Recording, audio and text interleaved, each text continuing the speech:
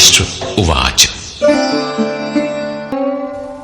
धर्मक्षेत्रे कुरुक्षेत्रे समवेता युयुत्सवः मामकाः पाण्डवाश्चैव किमकुर्वत संजय।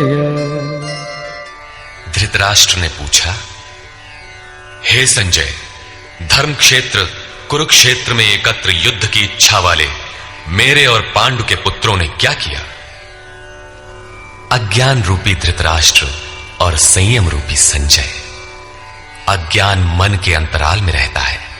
अज्ञान से आवृत मन धृतराष्ट्र जन्मांध है, किंतु संयम रूपी संजय के माध्यम से यह देखता है, सुनता है। वो समझता है कि परमात्मा ही सत्य है। फिर भी जब तक इससे उत्पन्न मोह रूपी दुर्योधन जीवित है, इसकी दृष्टि सदैव कौरवों पर रहती है, विकारों पर ही रहती है। धर्म एक क्षेत्र है। जब हृदय देश में दैवी संपत्ति का बाहुल्य होता है तो यह शरीर धर्म क्षेत्र बन जाता है, और जब इसमें आसुरी संपत्ति का बाहुल्य होता है तो यह शरीर कुरुक्षेत्र बन जाता है। कुरु अर्थात करो। यह शब्द आदेशात्मक है। भगवान श्री कृष्ण कहते हैं, प्रकृति से उत्पन्न तीनों गुणों द्वारा परवश होकर मनुष्य कर्म करता है। वो क्षण मात्र भी कर्म किए बिना नहीं रह सकता। गुण उससे करा लेते हैं। तीनों गुण मनुष्य को देवता से कीट पर्यंत शरीरों में ही बांधते हैं। जब तक प्रकृति और प्रकृति से उत्पन्न गुण जीवित हैं, तब तक कुरु लगा रहेगा। अतः जन्म मृत्यु वाला क्षेत्र, विकारों वाला क्षेत्र कुरुक्षेत्र है, और परम धर्म परमात्मा में प्रवेश दिलाने वाली पुण्यमयी प्रवृत्तियों का क्षेत्र धर्म क्षेत्र है।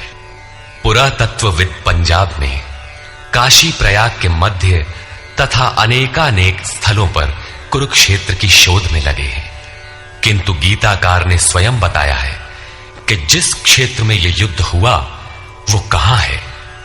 इदम शरीरम कौन्तेय क्षेत्र मित्य भिधीयते। अर्जुन, ये शरीर ही क्षेत्र है, और जो इसको जानता है, इसका पार पा लेता है, वो क्षेत्रज्ञ है। आगे इन्होंने क्षेत्र का विस्तार बताया, जिसमें 10 इंद्रियां, मन, बुद्धि, अहंकार, 5 विकार और 3 गुणों का वर्णन है। शरीर ही क्षेत्र है, एक अखाड़ा है। इसमें लड़ने वाली प्रवृत्तियां 2 हैं, दैवी संपद और आसुरी संपद। पांडु की संतान और धृतराष्ट्र की संतान सजातीय और विजातीय प्रवृत्तियां। अनुभवी महापुरुष की शरण जाने पर इन दोनों प्रवृत्तियों में संघर्ष का सूत्रपात होता है। यह क्षेत्र क्षेत्रज्ञ का संघर्ष है, और यही वास्तविक युद्ध है।